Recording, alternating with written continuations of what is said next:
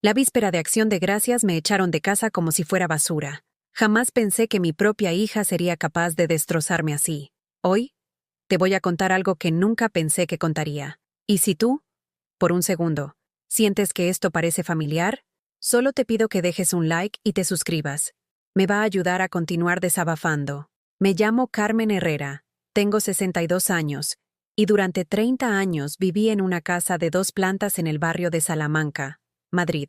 Una casa que compré ladrillo a ladrillo con mi difunto esposo Miguel, trabajando doble turno en una fábrica textil, mientras él construía su pequeña empresa de fontanería. Las paredes de esa casa guardaban el eco de risas navideñas, cumpleaños infantiles, y las lágrimas silenciosas que derramé cuando Miguel murió hace 5 años de un infarto fulminante. Esa mañana del 23 de noviembre, me levanté a las 6, como siempre, mis manos arrugadas, manchadas por las venas azuladas que delatan los años, se movían automáticamente preparando el desayuno. El aroma del café recién hecho llenaba la cocina mientras untaba mermelada de naranja en las tostadas. Era el mismo ritual de cada día durante los últimos 3 años, desde que mi hija Paloma y su familia se mudaron temporalmente a mi casa después de que su marido, Javier, perdiera el trabajo en una consultoría. Temporal se había convertido en permanente sin que nadie me preguntara. Paloma bajó las escaleras arrastrando las zapatillas, con el cabello revuelto y esa expresión de fastidio que últimamente era su gesto permanente al verme. A sus 34 años, conservaba la belleza que heredó de su padre, pero sus ojos se habían endurecido de una manera que me dolía reconocer. «Buenos días, hija», le dije, como cada mañana, mientras le servía el café en su taza favorita, la de cerámica azul que le regalé en su graduación universitaria. Ni siquiera me miró. Sus dedos volaron sobre la pantalla de su iPhone último modelo mientras masticaba la tostada que yo había preparado con mis propias manos. «Mamá, necesitamos hablar», murmuró sin levantar la vista del teléfono. Algo en su tono hizo que se me encogiera el estómago. Durante los últimos meses, había notado cambios sutiles pero dolorosos. Las conversaciones que se detenían cuando yo entraba en una habitación, los susurros entre Paloma y Javier que cesaban abruptamente al escuchar mis pasos, la frialdad creciente de mis nietos, Claudia de 12 años y Mateo de 9, que antes corrían a abrazarme y ahora apenas me dirigían la palabra. «¿Qué pasa, Paloma?», pregunté, secándome las manos húmedas en el delantal bordado que Miguel me regaló en nuestro 20º aniversario de bodas. Ella finalmente levantó la vista, y lo que vi en sus ojos me heló la sangre.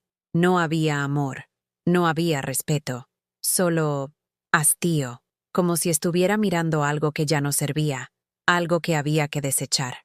«Mamá, ya cumpliste tu función aquí», dijo con una frialdad que me atravesó como una daga. «Nos cuidaste, nos diste techo, nos ayudaste cuando lo necesitábamos, pero ya no te necesitamos más. Es hora de que busques tu propio lugar». Las palabras rebotaron en mi mente como ecos en una catedral vacía. ¿Cumplí mi función? Como si fuera una empleada doméstica que había terminado su contrato. ¿Mi propio lugar? Paloma, esta es mi casa. La casa donde naciste, donde diste tus primeros pasos, donde celebramos tus cumpleaños. «Era tu casa», me interrumpió, y su voz sonó más dura que el mármol del suelo. «Ahora es nuestra». Javier consiguió un trabajo excelente en una empresa de tecnología. Los niños necesitan espacio para crecer sin interferencias. La palabra interferencias me golpeó como una bofetada. Yo, que había sacrificado mis ahorros para pagar las facturas cuando ellos no tenían ingresos. Yo, que había cocinado, limpiado, cuidado a mis nietos cuando ellos salían de fiesta los fines de semana. Yo, que había dormido en el sofá del salón durante meses para que ellos pudieran usar mi habitación matrimonial porque era más grande y cómoda para la familia. No entiendo, Paloma. Esta casa es mía. Miguel y yo la pagamos durante 20 años. Mamá, papá me dejó documentos muy claros antes de morir. Esta propiedad pasa a ser mía por derecho. Tú tienes esa casita en Ávila que heredaste de la abuela Esperanza. Puedes vivir ahí perfectamente. Mi mente se nubló. La casita de Ávila era una construcción rural de piedra de casi 100 años, sin calefacción central, con goteras en el techo y la fontanería destrozada. Llevaba 5 años abandonada porque no tenía dinero para repararla. Miguel siempre decía que algún día la arreglaríamos para pasar los veranos, pero ese algún día nunca llegó. Esa casa está inhabitable, Paloma. No tiene luz, ni agua corriente, ni... Esos son excusas, mamá. Me cortó, levantándose de la mesa con movimientos bruscos. Tienes tu pensión de viudedad. Con eso puedes vivir perfectamente. Nosotros ya no podemos mantenerte aquí. Los niños están creciendo y necesitan su privacidad.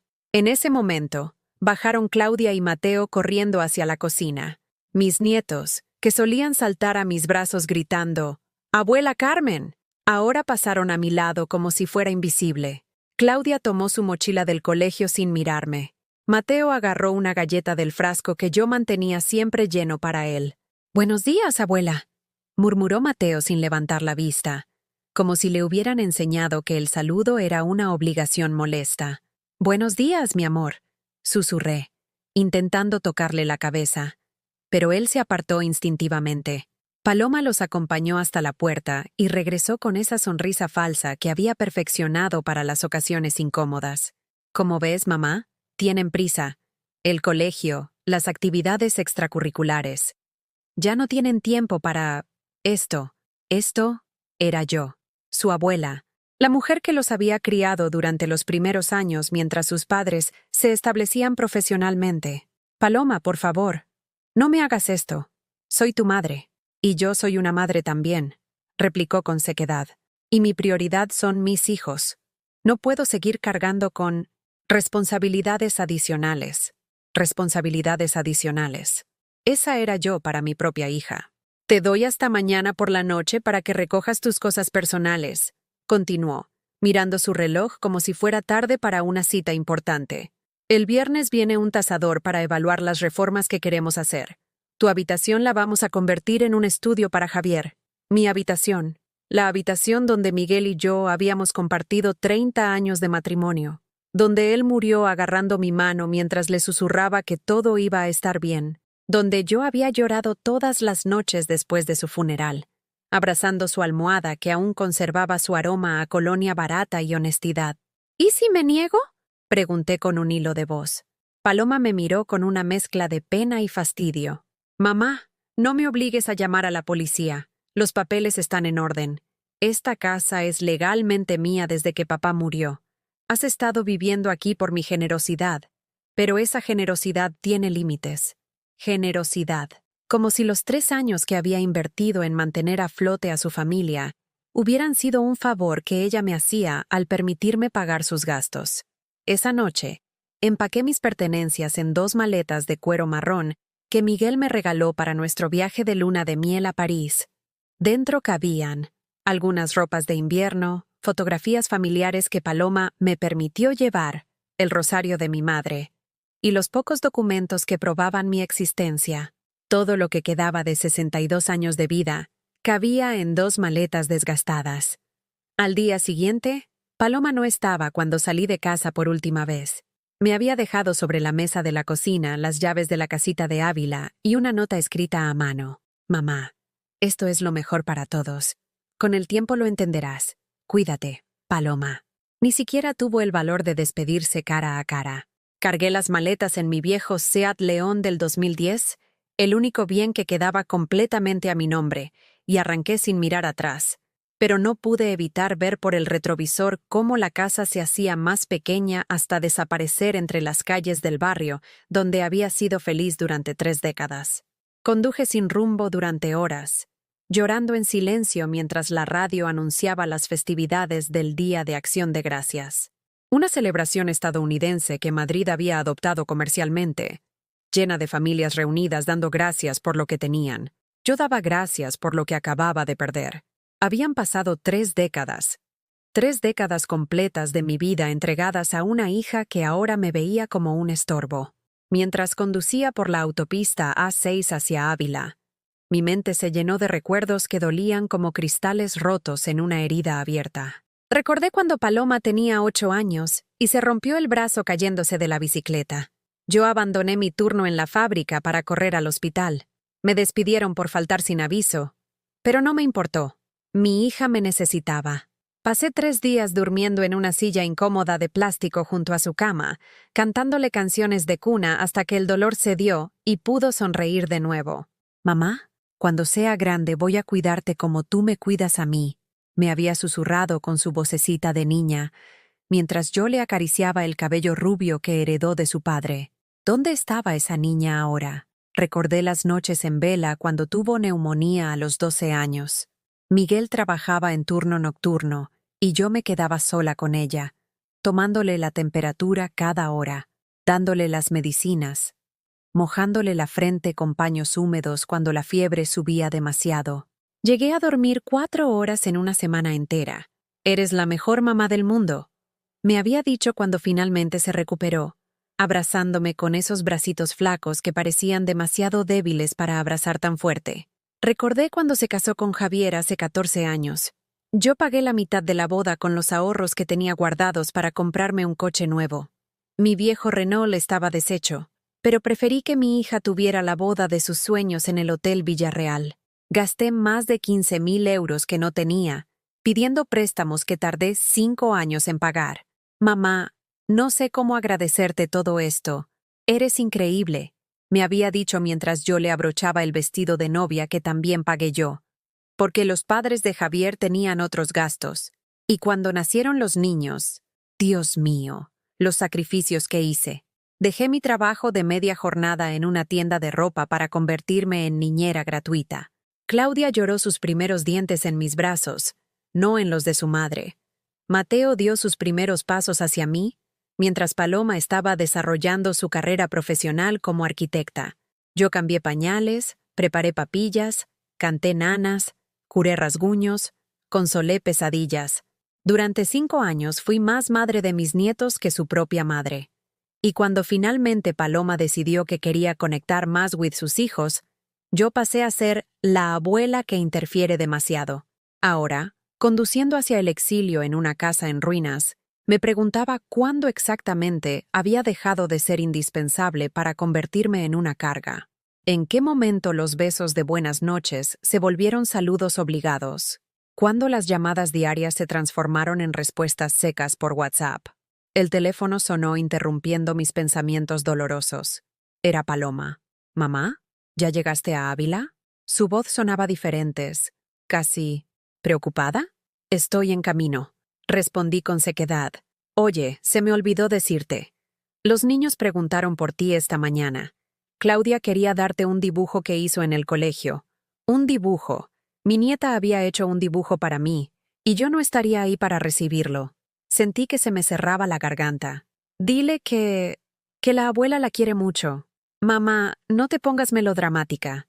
Es solo temporal. Cuando arregles la casa de Ávila y te estabilices, podrás venir a visitarnos los fines de semana».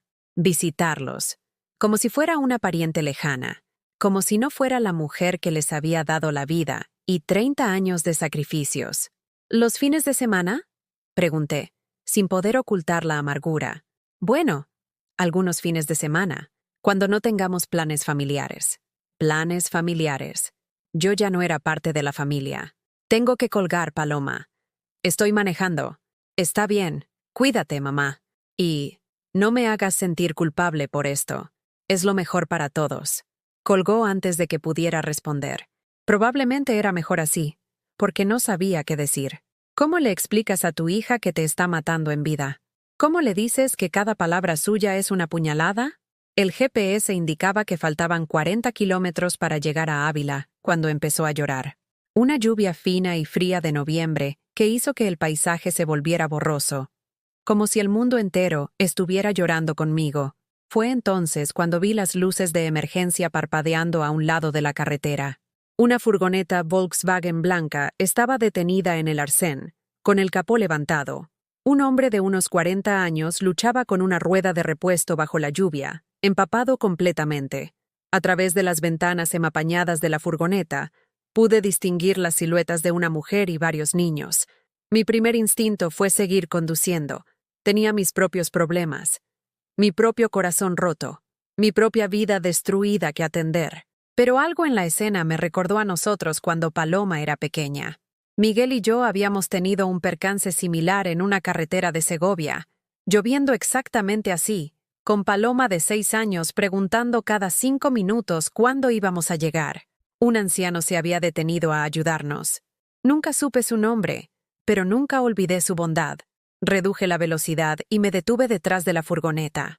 El hombre levantó la vista sorprendido cuando me bajé del coche con mi abrigo de lana gris, chapoteando en los charcos que se formaban en el asfalto.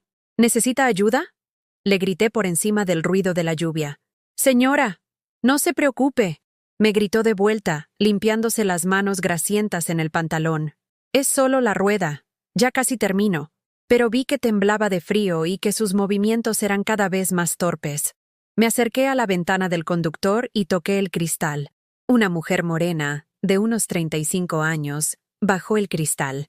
Tenía los ojos hinchados de haber llorado y cargaba un bebé de pocos meses en brazos. En el asiento trasero, 2 niños de unos 8 y 10 años miraban con cara de preocupación. «Hola», le dije con la sonrisa más cálida que pude reunir. «Soy Carmen. ¿Todo bien?» «Ay, señora, no sabe lo que nos pasa», me respondió con acento andaluz. «Venimos desde Málaga. Mi marido Raúl consiguió trabajo en una empresa de Madrid y nos mudamos hace una semana. Íbamos a pasar Acción de Gracias con mi hermana en Salamanca, pero la furgoneta empezó a fallar. Y ahora se le quebró la voz. Los niños tienen hambre. El bebé no para de llorar. Y no tenemos dinero para un hotel ni para un mecánico». Los niños me miraron con esos ojos grandes que tienen los pequeños cuando sienten que los adultos están preocupados. El mayor, un niño de cabello rizado, me saludó con la mano tímidamente. «¿Cómo te llamas?», le pregunté. «Diego», murmuró. «¿Usted nos va a ayudar?». Algo se rompió dentro de mi pecho. La inocencia de ese niño, la confianza inmediata, me recordó lo que yo había perdido para siempre. El privilegio de ser necesaria para alguien. «Claro que sí, Diego. Vamos a solucionarlo todo». La mujer, que se presentó como Esperanza, comenzó a llorar. «Señora Carmen, no sabe lo que significa encontrarla. Llevamos 2 horas aquí y nadie se detenía. Pensé que íbamos a pasar la noche en la carretera. Ayudé a Raúl a cambiar la rueda, sujetando la linterna de mi teléfono mientras él trabajaba. Cuando terminamos, les propuse seguirlos hasta el próximo pueblo para asegurarme de que la furgoneta funcionara correctamente. Pero 20 kilómetros más adelante, el motor comenzó a echar humo y tuvimos que detenernos de nuevo. «Se acabó», dijo Raúl, golpeando el volante con frustración. «Esta furgoneta no va a llevarnos a ningún lado esta noche». Los niños comenzaron a llorar. Esperanza abrazó al bebé más fuerte. ¿Y yo? Una mujer de 62 años que acababa de perder su hogar y su familia. Tomé la decisión más importante de mi vida. «Vengan conmigo», les dije. «Todos. No vamos a dejar que pasen la noche aquí». Raúl me miró como si estuviera loca. «Señora Carmen, no podemos molestarla así. Usted ya hizo mucho ayudándonos con la rueda». «No es molestia», insistí, aunque mi propia voz me sonaba extraña. Hacía tanto tiempo que nadie necesitaba mi ayuda de verdad. «Tengo un coche grande. Podemos ir a buscar un hotel en el próximo pueblo». Esperanza bajó de la furgoneta cargando al bebé y una bolsa de pañales desgastada.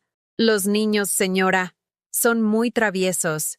No queremos causarle problemas». Los miré. Diego, el mayor, tenía esa expresión de preocupación que no debería existir en la cara de un niño de 10 años. Su hermana Lucía, de unos 8, abrazaba un peluche descolorido mientras miraba cómo su padre cerraba la furgoneta con resignación. El bebé, que no tendría más de 6 meses, lloraba con ese llanto desesperado de los niños que sienten la tensión de los adultos.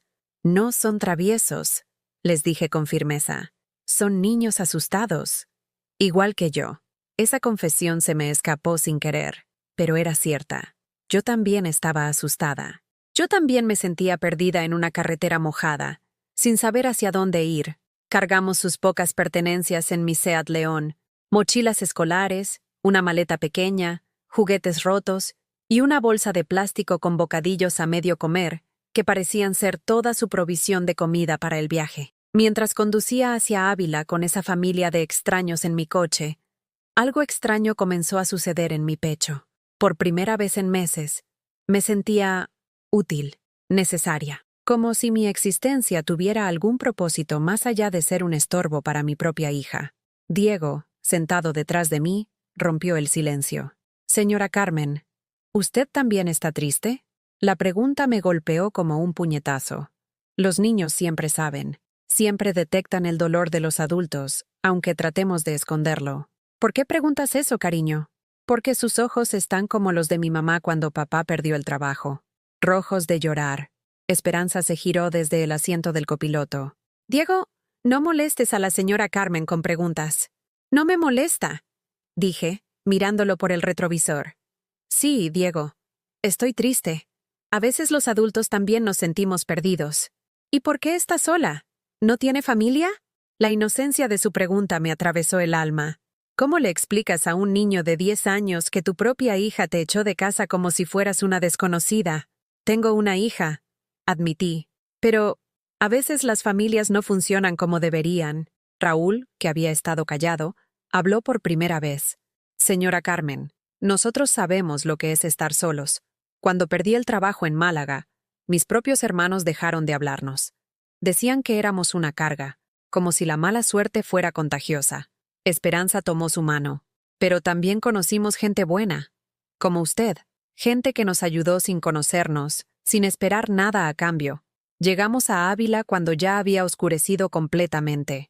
La ciudad medieval se veía hermosa bajo las farolas, pero yo sabía que la casita de mi abuela estaba en las afueras, en una zona rural donde no había ni restaurantes ni hoteles decentes. Escuchen, les dije, deteniendo el coche frente a una gasolinera. Voy a ser honesta con ustedes. La casa donde yo voy a quedarme está en muy mal estado. No tiene calefacción, probablemente no tenga agua caliente, y hace años que nadie la limpia. Pero al menos es un techo. Si quieren, pueden venir conmigo esta noche, y mañana vemos cómo solucionamos lo de la furgoneta. Los 4 me miraron como si fuera su ángel de la guarda. Señora Carmen, dijo Esperanza con los ojos llenos de lágrimas. No sabe lo que significa para nosotros. Los niños están exhaustos. El bebé necesita un lugar caliente. Y nosotros no sabíamos qué hacer. Compramos comida en la gasolinera. Bocadillos, leche para el bebé, algunas latas de conservas y mantas térmicas que vendían para emergencias. Con mi pensión de viudedad, podía permitirme esos gastos, aunque sabía que tendría que ser cuidadosa con el dinero en los próximos meses. La casita de mi abuela Esperanza estaba peor de lo que recordaba.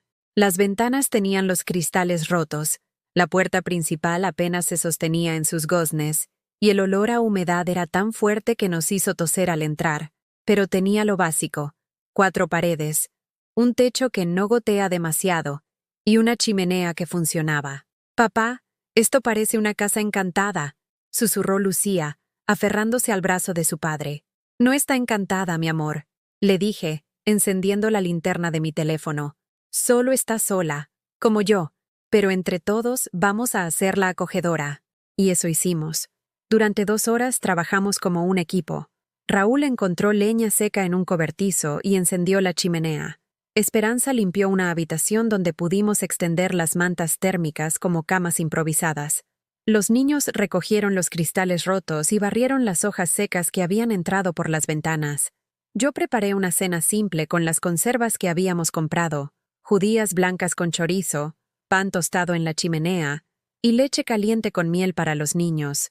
Mientras cenábamos sentados en el suelo alrededor del fuego, Diego me preguntó: «Señora Carmen, ¿por qué su hija no quiere que viva con ella?». La pregunta quedó flotando en el aire como humo. Esperanza regañó a su hijo con la mirada, pero yo levanté la mano. «No pasa nada. Es una pregunta justa». Respiré profundo. A veces, Diego, cuando las personas crecen, se olvidan de quién cuidó de ellas cuando eran pequeñas. Se olvidan de que sus padres también pueden necesitar cuidados. «Eso está mal», declaró Lucía con la autoridad moral que solo tienen los niños. «Mi maestra dice que hay que cuidar a los abuelitos porque ellos cuidaron de nuestros papás». «Tu maestra tiene razón, pequeña». Raúl me miró con respeto. «Señora Carmen, No sé qué clase de problemas tiene su hija, pero cualquiera que la abandone a usted es un idiota. Perdón por la palabra, pero es la verdad. Esa noche, mientras todos dormían alrededor de la chimenea, yo me quedé despierta mirando las llamas. Por primera vez en meses, no me sentía completamente sola. Había una familia respirando a mi alrededor. Niños que me habían aceptado con naturalidad. Adultos que me trataban con respeto y gratitud. Al día siguiente, mientras desayunábamos café caliente y galletas María que había encontrado en un armario, Esperanza recibió una llamada de su hermana de Salamanca. ¿En serio?, gritó al teléfono. «No me digas eso. Eso es increíble». Colgó con una expresión de shock absoluto. «¿Qué pasó?», preguntó Raúl. Era Maribel. «¿Te acuerdas de que me dijo que tenía una sorpresa para nosotros? Pues resulta que su jefe, que tiene una agencia de viajes, le regaló un crucero por el Mediterráneo por los años que lleva trabajando con él, para toda la familia, saliendo desde Barcelona pasado mañana». «¿Un crucero?», Diego saltó de emoción. «Papá, vamos a ver barcos gigantes». «Calma, Diego», dijo Raúl. «Esas cosas cuestan una fortuna. Tu tía es muy generosa, pero no podemos aceptar algo así». «Eso es lo que yo pensaba», continuó Esperanza. «Pero Maribel dice que ya está todo pagado. El problema es que el crucero es para 6 personas, y ella solo puede ir con su marido. Sobran 4 plazas». Me quedé callada, pero algo en mi interior comenzó a despertar. ¿Cuántos años hacía que no salía de Madrid más allá de las obligaciones familiares? ¿Cuándo fue la última vez que hice algo por puro placer? «Señora Carmen», dijo Esperanza tímidamente, «sé que es una locura, pero ¿le gustaría venir con nosotros?». Me quedé sin palabras. Una familia que conocía desde ayer me estaba invitando a un crucero por el Mediterráneo, mientras mi propia hija me había echado de casa sin contemplaciones. «No puedo aceptar algo así», murmuré. «Sería abusar de su generosidad». «¿Generosidad?», Raúl se rió. «Señora Carmen, usted nos salvó anoche. Nos dio comida, refugio, calor. Sin usted, habríamos pasado la noche en una carretera fría. Esto no es generosidad, es justicia». Los niños comenzaron a saltar y a gritar. «Sí, señora Carmen, venga con nosotros. Va a ser súper divertido». Por primera vez en años, sonreí de verdad. Una sonrisa que salía desde lo más profundo de mi corazón. «¿Saben qué?», les dije. «Creo que sí. Creo que es hora de que Carmen Herrera haga algo completamente loco». 2 días después estábamos en el puerto de Barcelona, caminando hacia el terminal de cruceros como una familia improvisada pero real. Los niños corrían adelante, emocionados por ver los barcos gigantes atracados como edificios flotantes. Esperanza cargaba al bebé mientras señalaba las gaviotas que volaban sobre nuestras cabezas. Raúl llevaba nuestras maletas con una sonrisa que no se le borraba desde que habíamos decidido hacer este viaje juntos, y yo me sentía como una adolescente escapándose de casa por primera vez. Habíamos pasado la noche anterior en un hotel modesto cerca del puerto, pagando cada uno su habitación con lo poco que teníamos. Pero al llegar a la recepción del crucero, algo extraño sucedió. Mientras Esperanza hablaba con su hermana Maribel por teléfono para confirmar los detalles de las reservas, yo busqué en mi bolso los documentos que necesitaríamos para embarcar. Mi cartera estaba más desordenada de lo normal después de los últimos días caóticos. Entre las fotografías viejas de Paloma y los recibos arrugados, mis dedos encontraron algo que no recordaba haber guardado ahí. Una tarjeta de crédito que no era mía. Era negra, con letras doradas que brillaban bajo las luces del terminal. Miguel Herrera Rivera. Titanium Elite. El nombre de mi difunto esposo grabado en metal frío. Mi corazón se detuvo por un segundo. Miguel había muerto hace 5 años, pero esta tarjeta parecía nueva. ¿Cómo había llegado a mi bolso? ¿Cuándo la había puesto ahí? Entonces recordé. La última vez que limpiamos su escritorio, un año después de su muerte, Paloma había insistido en revisar todos sus papeles, por si quedaban deudas pendientes. Yo había guardado algunos documentos en mi bolso, y aparentemente, esta tarjeta había venido con ellos. Nunca la había usado porque pensé que se habría cancelado automáticamente. «Señora Carmen, ¿está todo bien?», me preguntó Raúl, notando mi expresión confundida. «Es que Encontré algo extraño. Le mostré la tarjeta. Era de mi marido. No sabía que la tenía. Esperanza regresó corriendo con una expresión de pánico. «Carmen, tenemos un problema enorme», gritó, casi sin aliento. Maribel acaba de llamar. Su jefe se equivocó con las fechas. El crucero que nos regaló era para la semana pasada. Estas reservas que tenemos son para un crucero diferente, mucho más caro. Nos van a costar casi 6.000 euros por persona. 6.000 euros. Por persona. La sangre se me fue a los pies. Con mi pensión de viudedad, eso representaba casi un año completo de ingresos. Los niños, que habían estado saltando de emoción viendo los barcos, se quedaron callados al percibir la tensión. «¿Qué vamos a hacer?», murmuró Raúl. «No tenemos ese dinero. Ni de cerca».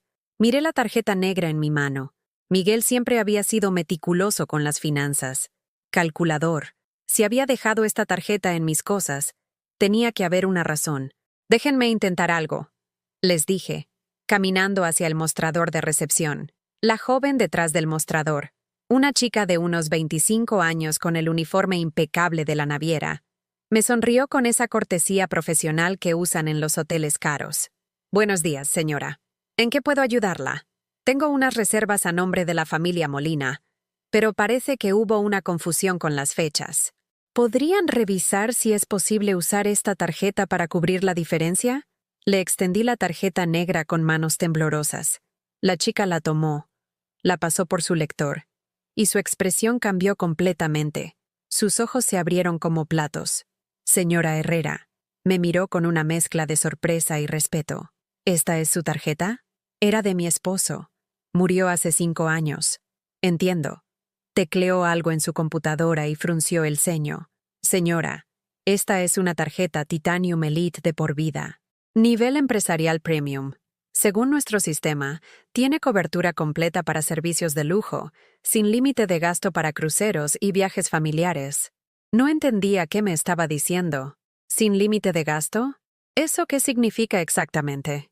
Significa que su grupo puede acceder a las suites presidenciales, servicio completo de spa, excursiones premium en todos los puertos y todas las comidas en restaurantes de especialidades, sin costo adicional. Es un nivel de membresía que solo otorgamos a clientes corporativos de muy alto valor.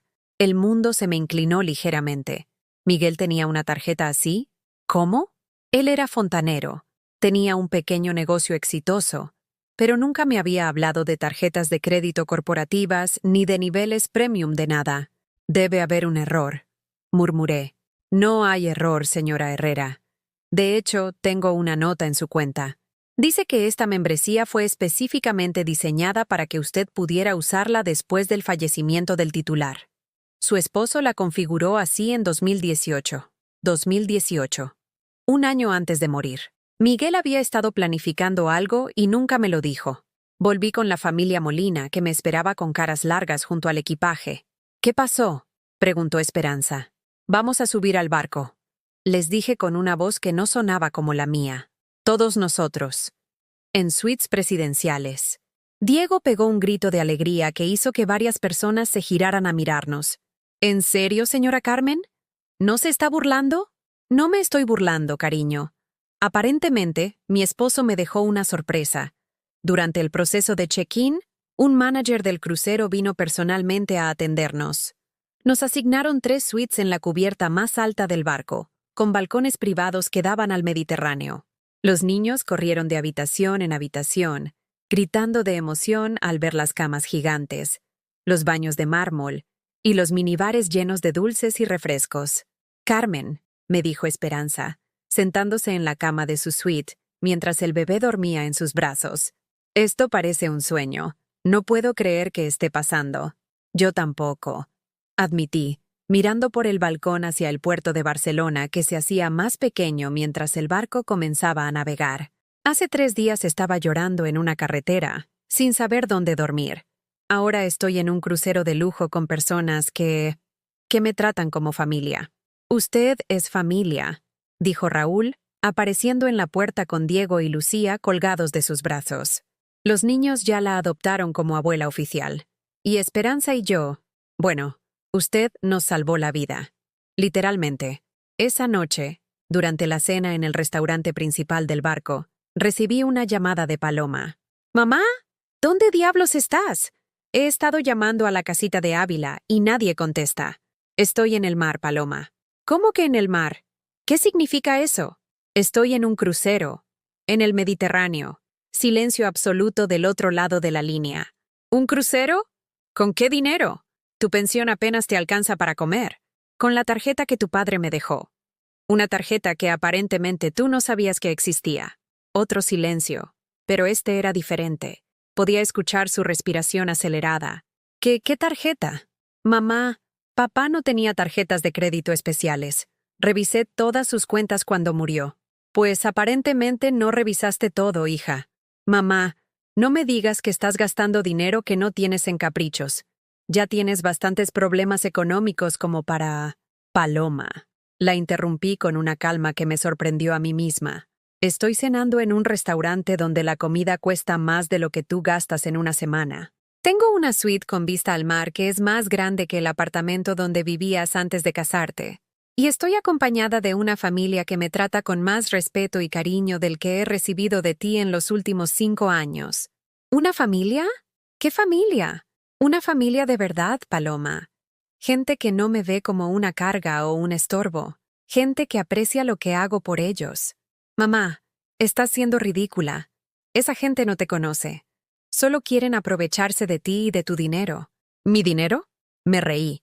Pero no era una risa amarga. Era una risa liberadora. «Paloma, durante 30 años tú te aprovechaste de mi tiempo, mi dinero, mi amor y mi energía. Y cuando ya no me necesitaste, me echaste como a un mueble viejo.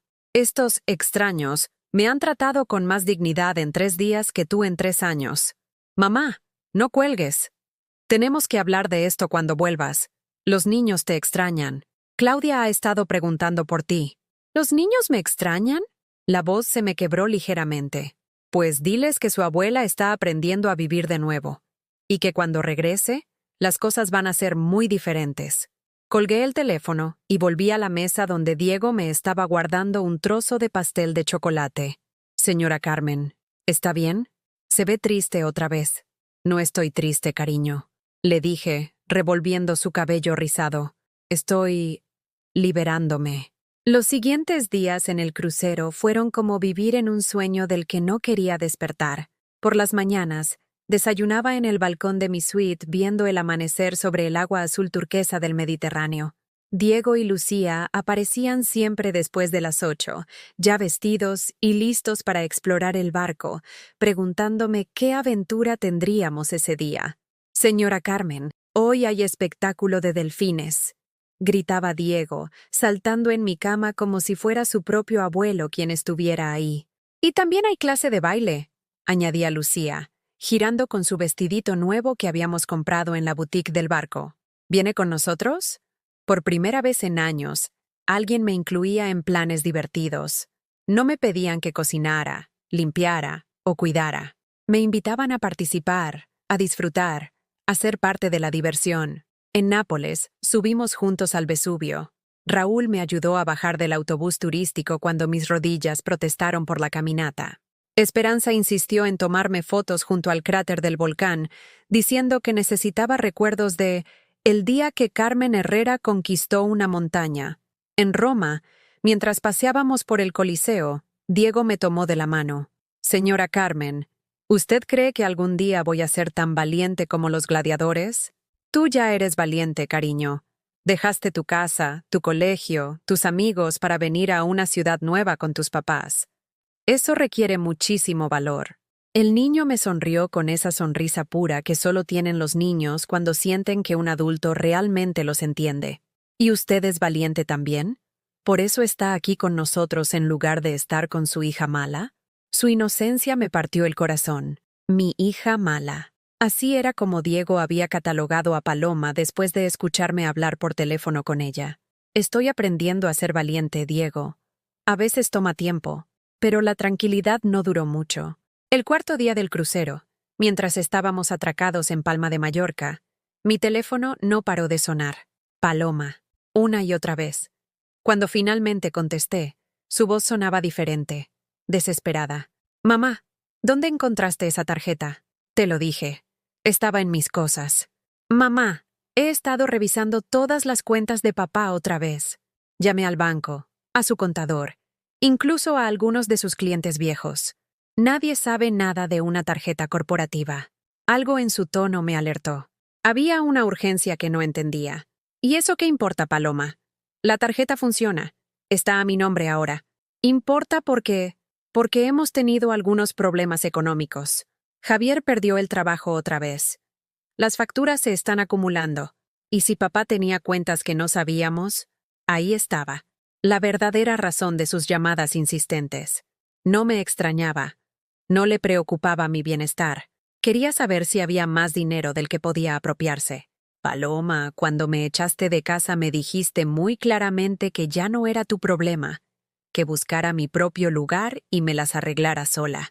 Pues eso es exactamente lo que estoy haciendo. Mamá, no seas rencorosa. Sabes que lo que pasó fue por estrés. Las cosas han estado difíciles y... ¿Rencorosa? La interrumpí. Paloma, me echaste de mi casa el día antes de Acción de Gracias. Me dijiste que daba asco, que parecía una limosnera. ¿De verdad crees que eso fue solo estrés? Silencio del otro lado de la línea. A lo lejos, podía escuchar a mis nietos jugando, Claudia preguntando algo sobre la cena, Mateo llorando por algún juguete roto. Los niños quieren hablar contigo, dijo finalmente. No. ¿No? ¿No quieres hablar con tus nietos? No quiero que uses a mis nietos para manipularme, Paloma. Es cruel para ellos y es cruel para mí. No los estoy usando. De verdad te extrañan. Si de verdad me extrañaran, no habrías esperado a que te hiciera falta dinero para llamarme. Colgué el teléfono y me quedé sentada en un banco del puerto, viendo a los turistas caminar con sus mapas y sus cámaras. Familias normales disfrutando vacaciones normales. Raúl se acercó y se sentó a mi lado. ¿Todo bien, Carmen? Mi hija cree que soy idiota, le dije sin mirarlo. Cree que no me doy cuenta de que solo me llama cuando necesita algo. ¿Y se da cuenta? Ahora sí. Antes pensaba que era mi obligación estar disponible para ella siempre, que eso era lo que hacían las buenas madres. Carmen, una buena madre cría hijos que la respeten. Su hija no la respeta. Eso no la convierte a usted en una mala madre. La convierte a ella en una mala hija. Esa noche, cenando en el restaurante japonés del barco, Esperanza me hizo una pregunta que me dejó sin palabras. Carmen, ¿has pensado qué vas a hacer cuando volvamos a España? No había pensado en eso. Durante estos días mágicos, había logrado convencerme de que el crucero podría durar para siempre, que podríamos seguir navegando eternamente, sin tener que enfrentar la realidad que me esperaba en tierra. Supongo que volveré a la casita de Ávila. Sola. Los niños, que habían estado comiendo sus fideos yakisoba con palillos, Diego se las había arreglado para aprender a usarlos en 2 días, levantaron la vista. ¿Por qué tiene que estar sola, señora Carmen? Preguntó Lucía. ¿No puede venir a vivir con nosotros? El corazón se me aceleró. ¿Vivir con ellos? ¿Era eso siquiera posible? Lucía, cariño, ustedes tienen que empezar su nueva vida en Madrid. No pueden cargar con una señora mayor. Pero usted no es una carga, protestó Diego. Usted nos ayuda, y nos cuenta historias, y hace el mejor café del mundo. Esperanza y Raúl intercambiaron miradas. Carmen, dijo Esperanza lentamente, el apartamento que encontramos en Madrid es grande. 3 habitaciones. Pensábamos usar una como oficina para Raúl, pero, honestamente, nos vendría muy bien tener ayuda con los niños mientras nos establecemos en la ciudad nueva. Y no sería caridad, añadió Raúl rápidamente. Sería un arreglo justo. Usted nos ayuda con los niños y las tareas de la casa. Nosotros compartimos gastos y... Bueno, usted tendría una familia de verdad. Una familia de verdad. Las palabras resonaron en mi cabeza como campanas. ¿Lo dicen en serio? Completamente en serio, confirmó Esperanza. Carmen, usted nos cambió la vida. Cuando estábamos varados en esa carretera, pensé que era el final, que no íbamos a poder salir adelante. Usted apareció como un ángel y nos dio esperanza. Ahora queremos devolverle algo de esa bondad. Diego se levantó de su silla y vino a abrazarme. Di que sí, señora Carmen. Por favor, va a ser súper divertido. Por primera vez en meses, lloré lágrimas de alegría en lugar de lágrimas de dolor. Al día siguiente, el último día del crucero, recibí otra llamada de Paloma. Pero esta vez sonaba diferente. Furiosa. Mamá, necesito que vuelvas a Madrid inmediatamente. ¿Por qué? Porque he estado investigando esa tarjeta tuya. He hablado con abogados, con el banco, con todo el mundo. Esa tarjeta está vinculada a cuentas que técnicamente forman parte de la herencia de papá. Mi sangre se enfrió. ¿Qué estás diciendo? Estoy diciendo que el dinero que estás gastando en esas vacaciones ridículas no es tuyo. Es de la familia. Y voy a impedir que sigas malgastándolo. Paloma, esa tarjeta está a mi nombre. Tu padre me la dejó específicamente para mí. Eso tendrá que decidirlo un juez, mamá. Porque mañana voy a presentar una demanda para congelar todas las cuentas asociadas a esa tarjeta. Y voy a demostrar que estás dilapidando el patrimonio familiar. El mundo se me tambaleó. Mi propia hija me estaba amenazando con llevarme a juicio. ¿Me estás amenazando? No te estoy amenazando, mamá. Te estoy avisando. O vuelves a Madrid mañana y hablamos esto como adultas, o lo resolvemos por la vía legal, y te aseguro que no va a ser agradable para ti. Colgué el teléfono con las manos temblando. Todo había sido demasiado hermoso para ser verdad. Por supuesto que Paloma encontraría la manera de arruinarlo, pero cuando les conté a Raúl y Esperanza lo que había pasado, su reacción me sorprendió. Carmen, dijo Raúl con una determinación que no le había escuchado antes. Esa tarjeta tiene su nombre. Su esposo se la dejó específicamente a usted. Su hija puede amenazar todo lo que quiera, pero la ley está de su lado. Además, añadió Esperanza, nosotros somos testigos de que usted no está dilapidando nada. Está viviendo la vida que se merece después de décadas de sacrificios. ¿Y si tiene razón? ¿Y si logra quitarme la tarjeta? Diego, que había estado escuchando en silencio, se acercó y me tomó de la mano. Señora Carmen, aunque no tenga dinero para cruceros, nosotros la queremos igual. El dinero no importa, usted importa. En ese momento supe que había encontrado algo que el dinero no podía comprar. Una familia que me quería por quien era, no por lo que podía darles. Regresamos a Madrid 3 días después, pero yo no regresé como la misma Carmen que había salido. Durante el vuelo desde Barcelona, con Diego dormido en mi regazo y Lucía coloreando en un libro junto a mí, sentí una calma extraña, como si hubiera encontrado mi centro después de años de vivir desbalanceada. La familia Molina me acompañó directamente a su apartamento en el barrio de Tetuán. Era un piso de 3 habitaciones en un edificio de los años 80, con balcones que daban a una calle llena de árboles y el ruido reconfortante de niños jugando en el parque de enfrente. Nada lujoso, pero lleno de vida. «Esta es su habitación, Carmen», me dijo Esperanza, abriendo la puerta de un cuarto luminoso con una cama individual y un armario pequeño. No es muy grande, pero tiene buena luz, y desde la ventana se ve el parque. Era perfecta, sencilla, limpia, y por primera vez en años, completamente mía. Sin que nadie me dijera que estaba de más, que ocupaba espacio que no me correspondía, o que mi presencia era una molestia. «Es hermosa», murmuré, sentándome en la cama y sintiendo la suavidad del colchón nuevo. «Gracias por todo esto». «No nos agradezca todavía», bromeó Raúl. «Espere a que Diego la despierte a las 6 de la mañana preguntándole si ya puede desayunar».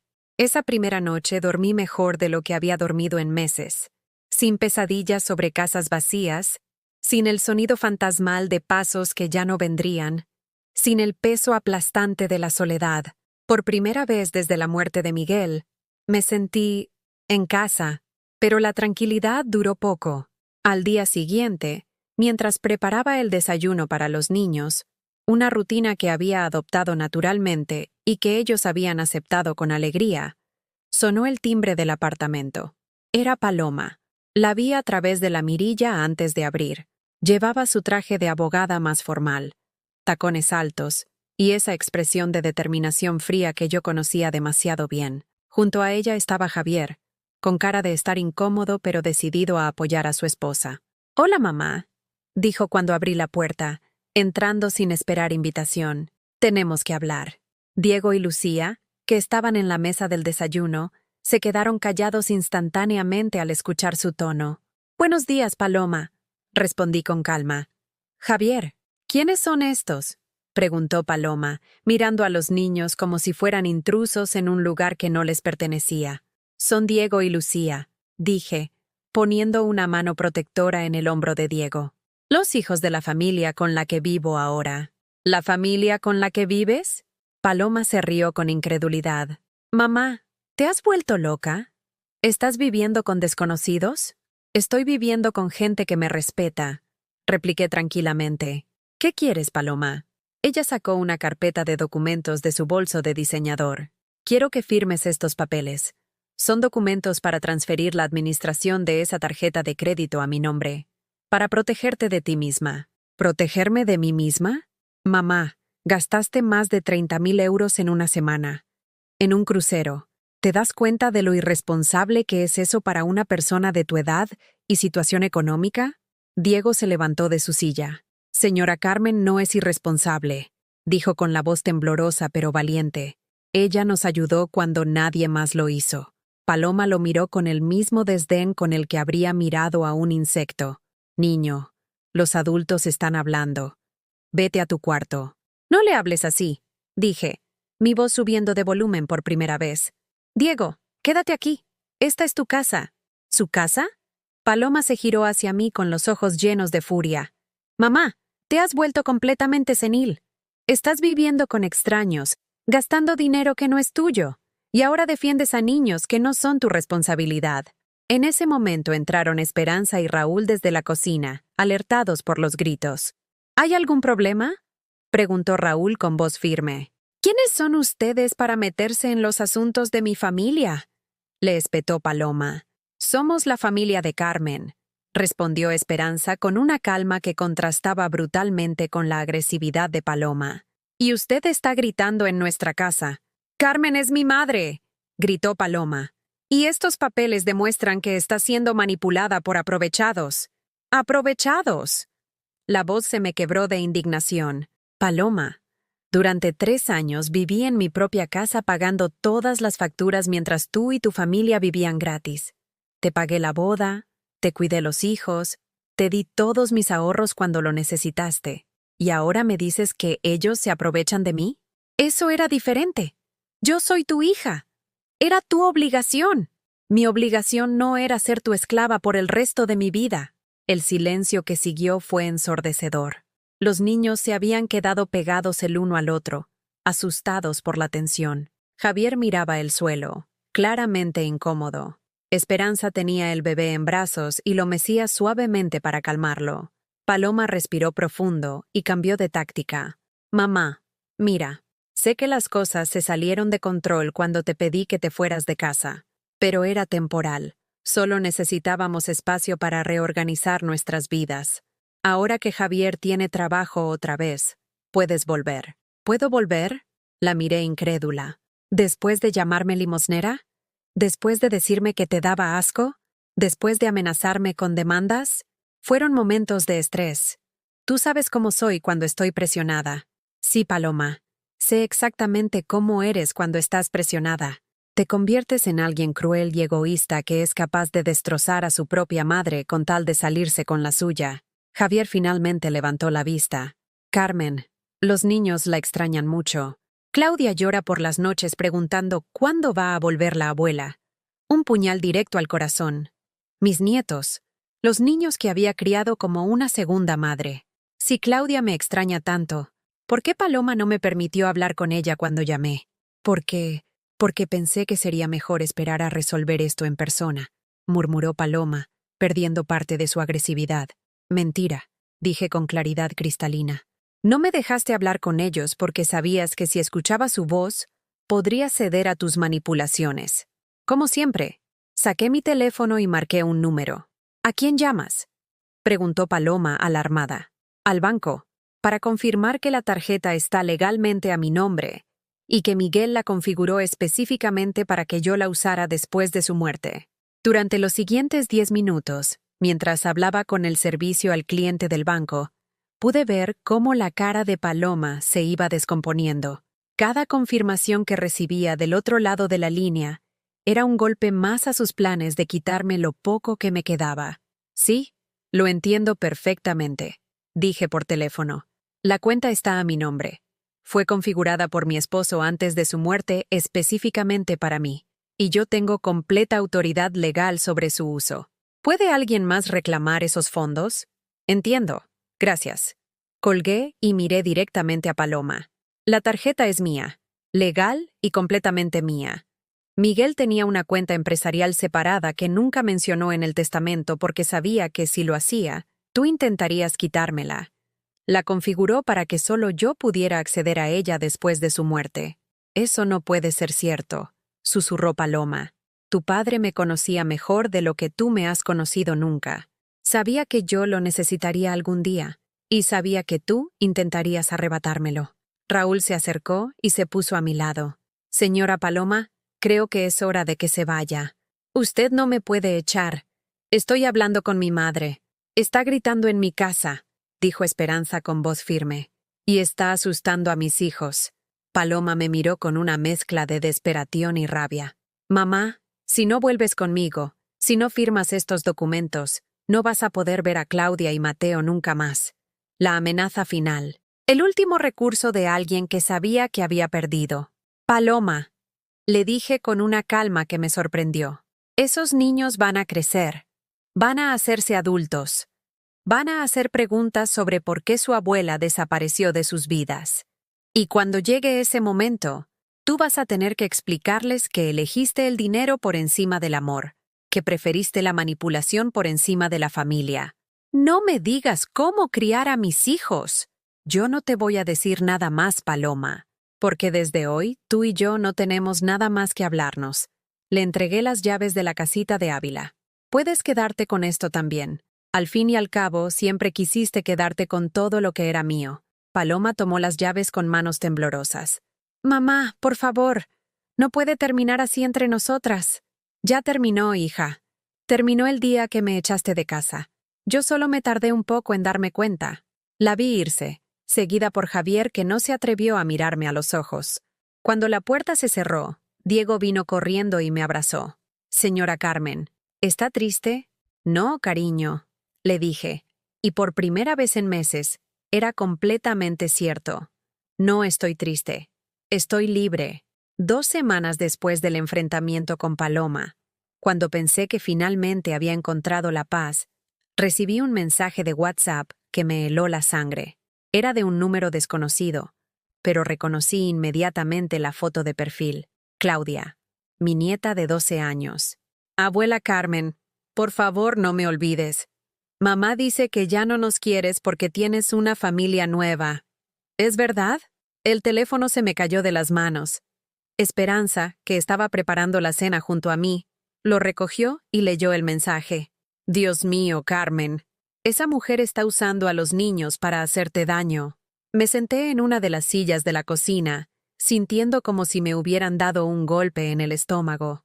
Durante días había logrado convencerme de que había tomado la decisión correcta, que mi nueva vida con los Molina era un renacimiento hermoso y necesario.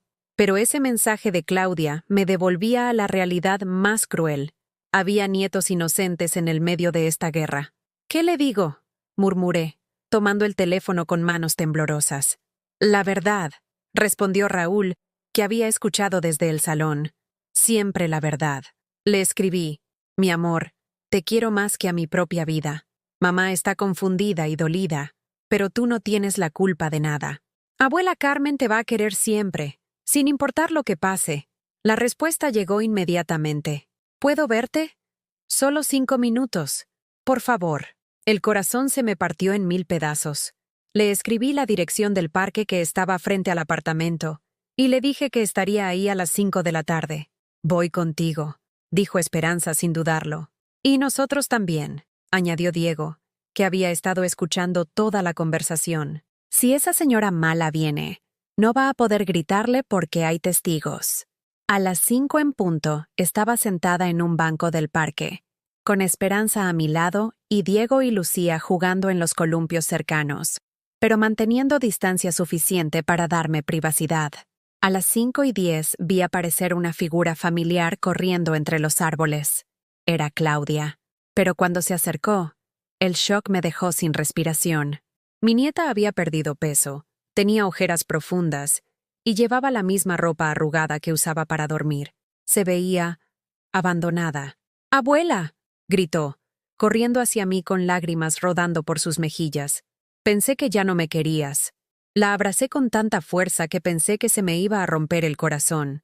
Olía a tristeza, a casa descuidada, a niña que no había tenido suficiente atención. Mi amor, mi niña hermosa. Le susurré al oído. Te quiero más que a todo en este mundo. ¿Por qué piensas que no te quiero? Porque mamá dice que te fuiste porque nosotros te molestábamos, que encontraste otros niños que te gustan más, que por eso no contestas el teléfono cuando llamamos. Cerré los ojos, sintiendo una rabia que no sabía que podía experimentar. Paloma había llegado tan lejos como para hacerles creer a sus propios hijos que su abuela los había abandonado. Claudia, mírame a los ojos, le dije, tomando su cara entre mis manos. Tu mamá me pidió que me fuera de la casa. Me dijo que ya no me necesitaban, pero eso no significa que no los quiera. Nunca, jamás, podría dejar de quererlos. Entonces, ¿por qué no vuelves? La pregunta más difícil del mundo hecha con la inocencia más pura, porque a veces los adultos cometemos errores muy grandes, mi amor. Y tu mamá y yo necesitamos tiempo para arreglar esos errores. Mateo llora todas las noches, me confesó Claudia, bajando la voz como si estuviera revelando un secreto terrible. Dice que quiere que vuelvas a hacerle café con leche como antes. Y papá está siempre enojado porque no tiene trabajo otra vez. ¿Javier perdió el trabajo otra vez? Claudia asintió. Dice malas palabras todo el tiempo. Y mamá grita mucho. La casa está muy sucia porque mamá dice que ya no tiene tiempo de limpiar porque tiene que trabajar más. El mundo se me desplomó. Habían perdido a su niñera gratuita, su empleada doméstica no pagada, su sostén económico emocional. Y ahora los niños estaban pagando las consecuencias. Abuela, ¿puedo quedarme contigo un ratito? Solo hoy, para recordar cómo se siente estar tranquila. Esa frase me destrozó completamente. Una niña de 12 años no debería saber lo que significaba estar tranquila, porque eso implicaba que en su casa no lo estaba. Claro que sí, mi amor, pero tienes que decirle a tu mamá dónde estás. Ella no está en casa. Se fue con una amiga a buscar trabajo. No sabe que salí. Pasamos 2 horas en el parque. Le presenté a Diego y Lucía, que la recibieron con la naturalidad con la que los niños aceptan a otros niños.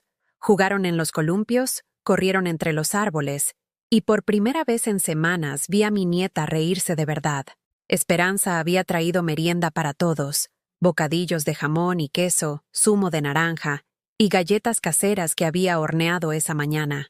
Claudia comió como si no hubiera probado comida casera en días. Señora Esperanza, le dijo a mi nueva hija del corazón, ¿usted también es abuela de Diego y Lucía? No, mi amor, soy su mamá.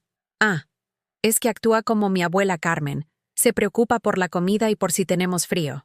Esperanza me miró con ojos llenos de comprensión. Ella también era madre. Entendía lo que significaba ver a un niño descuidado. Cuando llegó la hora de que Claudia volviera a casa, se aferró a mí como un koala. Abuela, no quiero volver. ¿Puedo quedarme contigo? Prometo que voy a ser buena. El pedido más desgarrador que había escuchado en mi vida. Mi propia nieta pidiendo refugio de su propia madre. Mi amor, tú siempre eres buena. Siempre. Esto no es tu culpa, ¿entiendes? Nada de lo que está pasando es culpa tuya. Pero mamá dice que si no hubiéramos nacido, ella podría viajar y ser feliz como otras mujeres. Tuve que morderme el labio para no gritar. Paloma le estaba diciendo a sus propios hijos que ellos eran la causa de su infelicidad. Claudia, escúchame muy bien. Tú y Mateo son lo más hermoso que le ha pasado a esta familia. Son una bendición. Si alguien te dice lo contrario, esa persona está muy, muy equivocada. Le di mi número de teléfono apuntado en un papel. Si alguna vez necesitas hablar, si tienes miedo, si solo quieres escuchar la voz de alguien que te quiere, me llamas. A cualquier hora. ¿Prometes? Prometo, abuela. La vi alejarse caminando lentamente, mirando hacia atrás cada pocos pasos, como si quisiera asegurarse de que yo seguía ahí. Esa noche no pude dormir. A las 2 de la madrugada, mi teléfono sonó. Era Claudia, susurrando.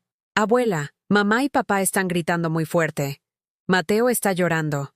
Tengo miedo. ¿Dónde estás, mi amor? En mi cuarto, con la puerta cerrada. Pero se escuchan los gritos igual. ¿Quieres que vaya? No puedes. Mamá dijo que si te ve cerca de la casa va a llamar a la policía. Me quedé hablando con ella por teléfono durante 1 hora, hasta que los gritos cesaron, y pude escuchar su respiración tranquila al otro lado de la línea.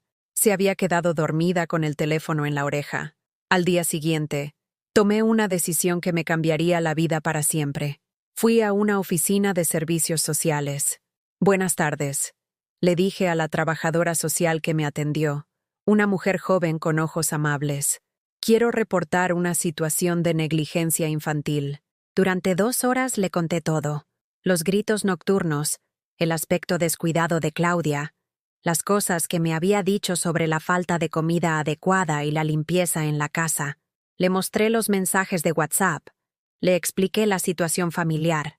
Señora Herrera, entiendo su preocupación, me dijo la trabajadora social, pero debe entender que hacer una denuncia como esta contra su propia hija puede tener consecuencias legales muy serias. Las consecuencias de no hacerla pueden ser peores, respondí. Esos niños están sufriendo, y yo prefiero que mi hija me odie para siempre antes que permitir que mis nietos crezcan en un ambiente tóxico. La denuncia se procesó esa misma semana. Servicios Sociales programó una visita sorpresa al hogar de Paloma para evaluar las condiciones de vida de los niños. No tuve que esperar mucho para saber los resultados. El viernes por la noche, Paloma apareció en mi puerta hecha una furia. ¿Cómo pudiste hacerme esto?, gritó desde el pasillo. Tu propia hija. Llamaste a Servicios Sociales como si fuera una criminal. Abrí la puerta, pero no la invité a pasar. Lo hice porque esos niños necesitan protección. Los niños están perfectamente. La casa estaba un poco desordenada, nada más. Paloma. Claudia vino a verme la semana pasada. Tenía ojeras, había perdido peso, y me dijo que no recuerda la última vez que comió una comida casera decente. Estás exagerando. Los niños comen todos los días. Comer no es solo no morirse de hambre. Comer es sentarse en familia, conversar, sentirse cuidado. ¿Cuándo fue la última vez que cenaron todos juntos sin gritos? Paloma se quedó callada, porque sabía que no tenía respuesta. Además, continué, la trabajadora social me confirmó que encontraron la casa en condiciones inadecuadas. Sin comida suficiente en el refrigerador, ropa sucia acumulada por semanas, y Mateo con un sarpullido en la piel que llevaba días sin tratar. Esos son detalles menores. No soy una mala madre. No eres una mala persona, Paloma. Pero en este momento, sí eres una mala madre.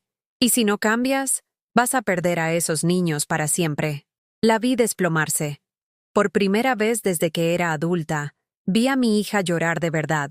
No lágrimas de manipulación o autocompasión. Lágrimas de una mujer que finalmente se daba cuenta de lo que había perdido. No sé cómo arreglar esto, mamá, susurró. Todo se me fue de las manos. Javier está deprimido. Yo estoy desesperada por el dinero. Los niños me sacan de quicio. No sé cómo ser la madre que ellos necesitan. Por primera vez en meses, sentí un eco del amor maternal que había sentido por ella durante toda su vida. El primer paso es admitir que necesitas ayuda, le dije suavemente. El segundo es dejar de culpar a todos los demás por tus problemas. Y el tercero es pedirla. 6 meses después, mi vida había cambiado de formas que nunca imaginé posibles. Era un sábado por la mañana de mayo, y estaba en la cocina del apartamento preparando tortitas para Diego, Lucía y una invitada muy especial que vendría a desayunar, Claudia. Los servicios sociales habían establecido un régimen de visitas supervisadas que permitía que mis nietos pasaran los fines de semana conmigo, mientras Paloma asistía a terapia familiar obligatoria. El cambio en Claudia durante estos meses había sido extraordinario. Sus ojeras habían desaparecido. Había recuperado el peso saludable. Y lo más importante, había vuelto a reírse. Mateo, que ahora tenía 10 años, había florecido también.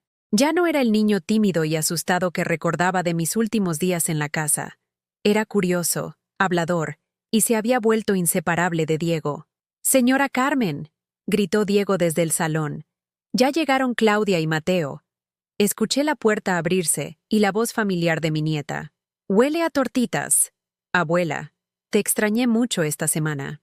Claudia corrió hacia la cocina y me abrazó con esa fuerza que solo tienen los niños que han aprendido a valorar los momentos de felicidad. Mateo llegó detrás, más reservado pero con una sonrisa genuina. «Hola, abuela Carmen. ¿Puedo ayudar con las tortitas?» «Claro que sí, mi amor. Tú eres mi subchef oficial».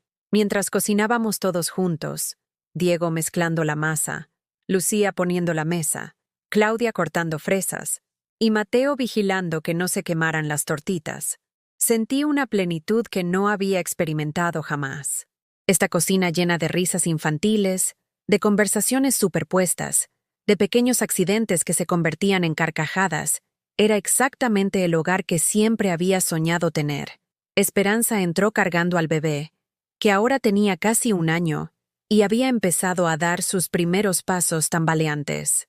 «Buenos días, familia», dijo con esa sonrisa que me recordaba cada día por qué había elegido esta vida nueva. «¿Cómo durmieron los príncipes?» «Súper bien», gritó Mateo. Y soñé que éramos piratas y navegábamos en un barco gigante con la abuela Carmen. ¿Y yo era una pirata también?, pregunté fingiendo seriedad. «Sí, la capitana pirata más valiente del mundo». Raúl apareció desde su oficina improvisada, donde trabajaba desde casa para su nueva empresa de consultoría tecnológica. El trabajo que había conseguido después de llegar a Madrid había resultado ser exactamente lo que necesitaba. Estable, bien pagado y con flexibilidad para estar presente en la vida de su familia. «Perdón por el retraso», dijo, besando a Esperanza en la frente. «Tenía una videoconferencia con un cliente de Barcelona, pero ya terminé. ¿Qué necesitan que haga?» «Nada», le dije. «Solo que disfrutes el desayuno con nosotros». Durante el desayuno, Claudia me contó sobre su nueva escuela, donde había hecho una mejor amiga llamada Sofía.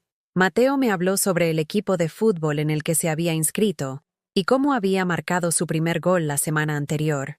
Diego y Lucía competían por ver quién podía comer más tortitas sin que se les saliera el sirope por las comisuras de la boca. Era, en una palabra, perfecto.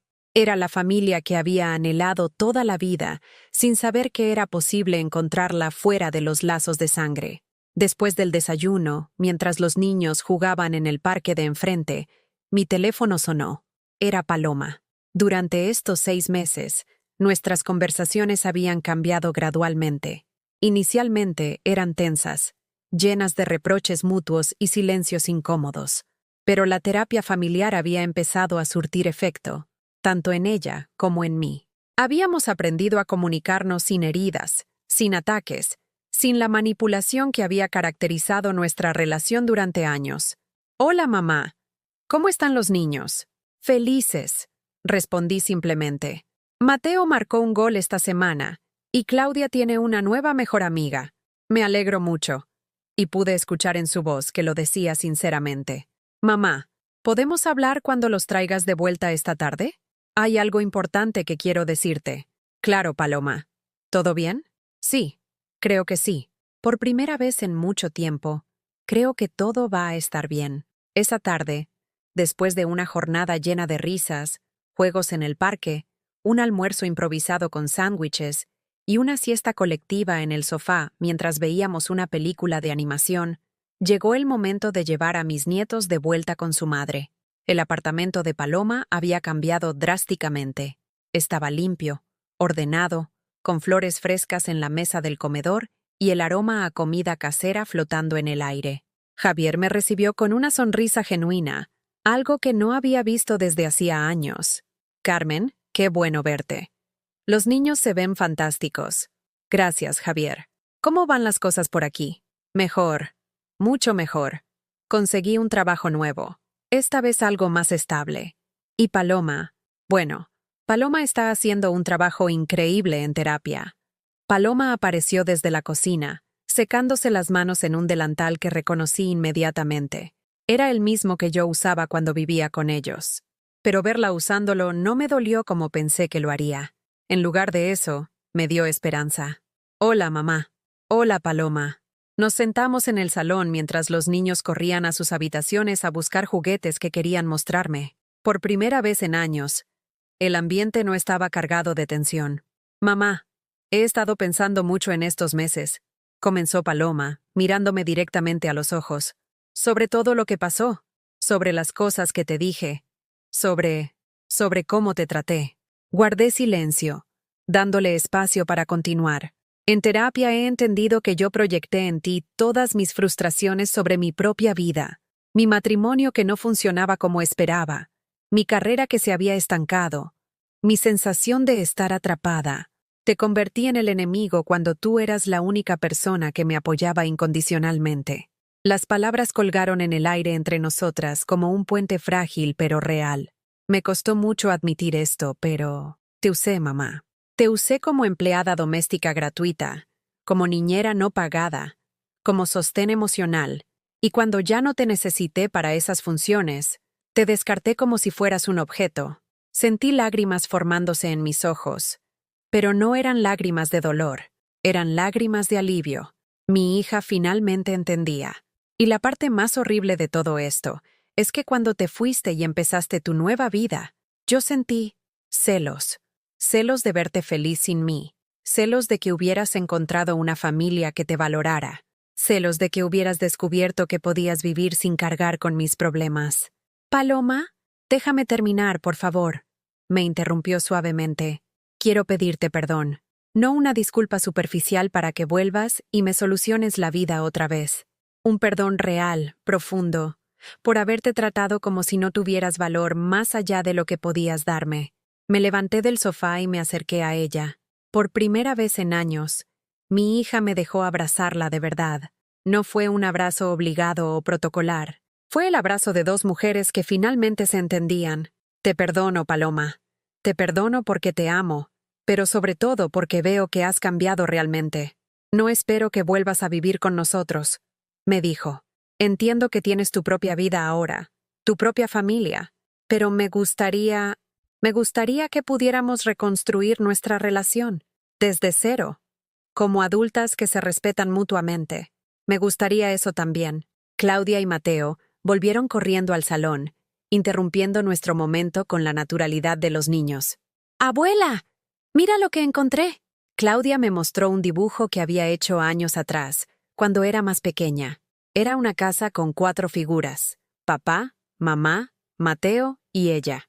Y al lado, un poco separada pero sonriente, había una quinta figura con cabello gris y un delantal. Abuela Carmen, decía la etiqueta. Lo guardé todo este tiempo, me explicó, porque siempre supe que eras parte de nuestra familia, aunque mamá estuviera confundida.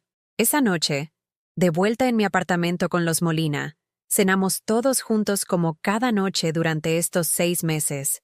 Tortilla española que había aprendido a hacer perfecta, ensalada fresca, pan casero que horneaba los domingos, y conversaciones que fluían naturalmente entre adultos y niños. ¿Cómo te fue con Paloma?, me preguntó Esperanza mientras recogíamos los platos. Bien, realmente bien. Creo que finalmente encontramos la manera de ser madre e hija sin lastimarnos. Me alegro mucho, Carmen. Te mereces tener paz con todos los que amas. Esa noche, acostando a Diego y Lucía, una rutina que había adoptado y que ellos esperaban cada noche, Diego me preguntó: Señora Carmen, ahora que su hija ya no es mala, ¿se va a ir con ella?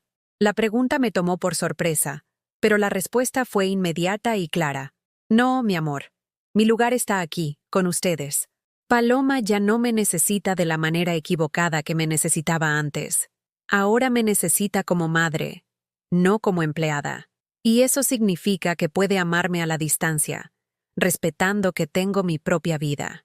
¿Y nosotros podemos seguir siendo sus nietos del corazón? Para siempre, Diego. Para toda la vida. 3 meses más tarde, en agosto, organizamos la primera reunión familiar integrada de la historia.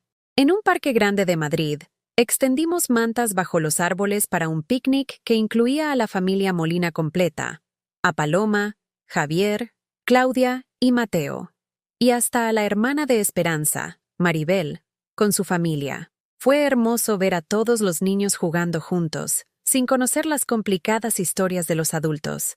Claudia enseñándole a Lucía a hacer pulseras de gomas. Mateo y Diego corriendo detrás de una pelota. El bebé de Esperanza gateando entre todas las mantas, siendo mimado por todos los niños mayores. Paloma y Esperanza conversaron como dos madres normales, compartiendo anécdotas sobre las travesuras de sus hijos y los desafíos de la crianza. Javier y Raúl descubrieron que ambos eran fanáticos del Real Madrid y pasaron una hora debatiendo sobre la temporada de fútbol. ¿Y yo? Yo me senté en una manta, con una taza de café casero en las manos, viendo a toda esta familia extendida e improbable que había construido sin darme cuenta. Al final del día, mientras recogíamos los restos del picnic, Paloma se acercó a mí. «Mamá, gracias». «¿Por qué, hija?» «Por no rendirte conmigo, por amar a mis hijos incluso cuando yo no sabía cómo hacerlo bien, y por encontrar la felicidad que te merecías, incluso si no fue conmigo». Esa noche, escribí en el diario que había empezado a llevar desde que comenzó mi nueva vida. Hoy entendí que la familia no se define por la sangre, sino por el amor, el respeto y la elección mutua de cuidarse unos a otros. Perdí una hija que me daba por sentada, pero encontré una familia que me celebra todos los días.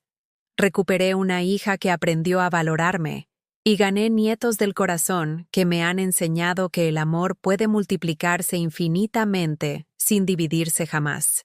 A los 63 años, finalmente aprendí la lección más importante de mi vida. Nunca es demasiado tarde para empezar de nuevo. Nunca es demasiado tarde para exigir el respeto que mereces.